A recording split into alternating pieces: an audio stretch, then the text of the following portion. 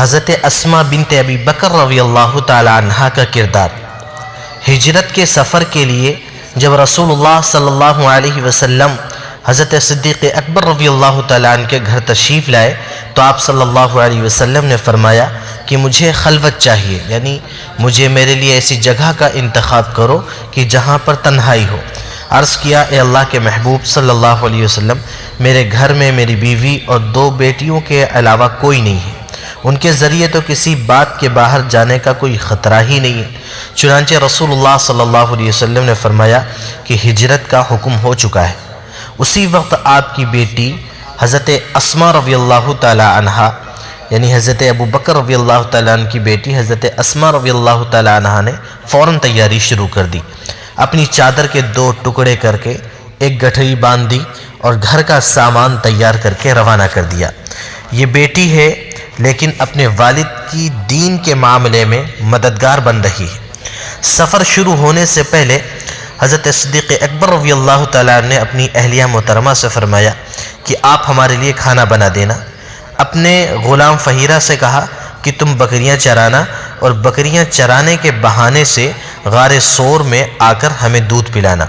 اپنے بیٹے عبد الرحمن سے کہا کہ تم سارا دن قریش مکہ کے حالات کی خبر لینا اور رات کے وقت غار میں آ کر ہمیں اطلاع کرتے رہنا۔ ایک بار حضرت اسماء رضی اللہ تعالی عنہ سے فرمایا کہ بیٹی، تم چھوٹی ہو، تمہارے اوپر کوئی شک نہیں کرے گا، تم ہمیں غار ثور میں کھانا پہنچا دینا۔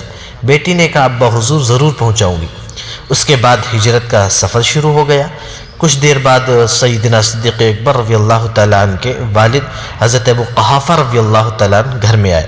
اس وقت تک آپ مسلمان نہیں ہوئے تھے اور نابینا بھی ہو چکے تھے۔ وہ گھر میں آ کر پوچھنے لگے کہ کیا ابو بکر چلے گئے؟ بچیوں نے بتایا کہ دادا جی ہاں وہ چلے گئے۔ پوچھا کہ کچھ گھر والوں کے لیے بھی چھوڑ گئے؟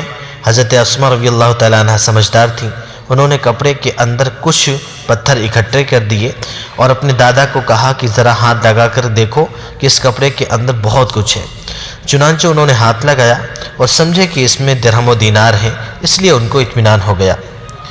دیکھیں کہ چھوٹی سی بچی اپنے دادا ابو کو کیسے تسلیہ دے رہی ہے اور ہجرت کے سفر میں کامیابی کے لیے اپنا کردار ادا کر رہی ہے۔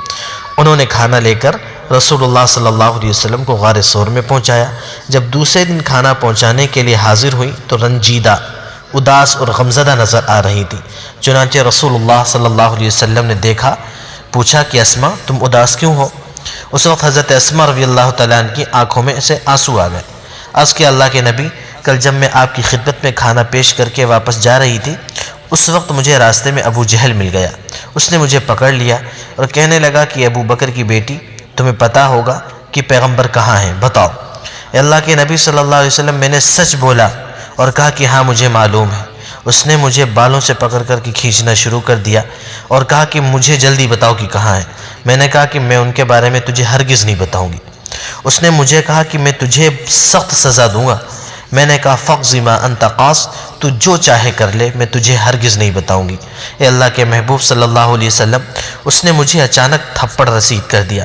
میں چٹان پر گری اور میری پیشانی سے خون نکل آیا، میری آنکھوں سے آنسو آ گئے۔ اس نے مجھے پھر سر کے بالوں سے پکڑ کر کھڑا کر دیا اور کہنے لگا، اسماء میں تجھے ماروں گا۔ میں نے روتے ہوئے اس سے کہا، ابو جہل میری جان تو تیرے حوالے، مگر میں محمد عربی صلی اللہ علیہ وسلم کو تیرے حوالے نہیں کروں گی۔